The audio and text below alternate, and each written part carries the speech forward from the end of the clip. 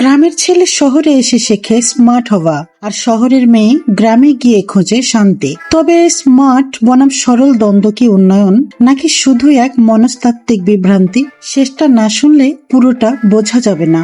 শহরের জীবন যেন ঘড়ির কাঁটার সঙ্গে পাল্লা দেওয়া প্রতিযোগিতা, আর গ্রাম মানে এক মন্থর সৌন্দর্য, যেখানে সম্পর্ক, সময় আর স্নেহের ঘ্রাণ একসাথে থাকে। তবে নতুন প্রজন্ম, তারা এই দুই জগতে দোদুল্যমান।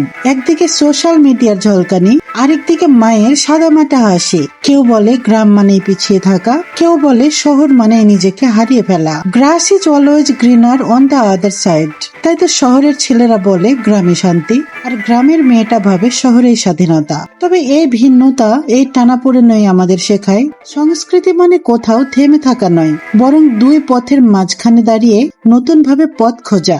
সত্যিকারের সংস্কৃতি তখনই গড়ে ওঠে যখন শহরের গতি আর গ্রামের গভীরতা একসাথে মিলেমিশে যায়।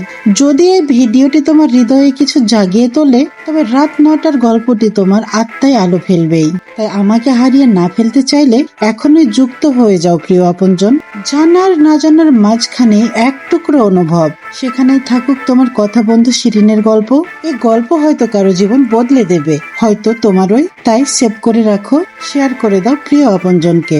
অন স্টোরি এরে but never a lazy on, stories that touch your heart and stay forever. Stay with Voice of Shirin, where your soul finds its home.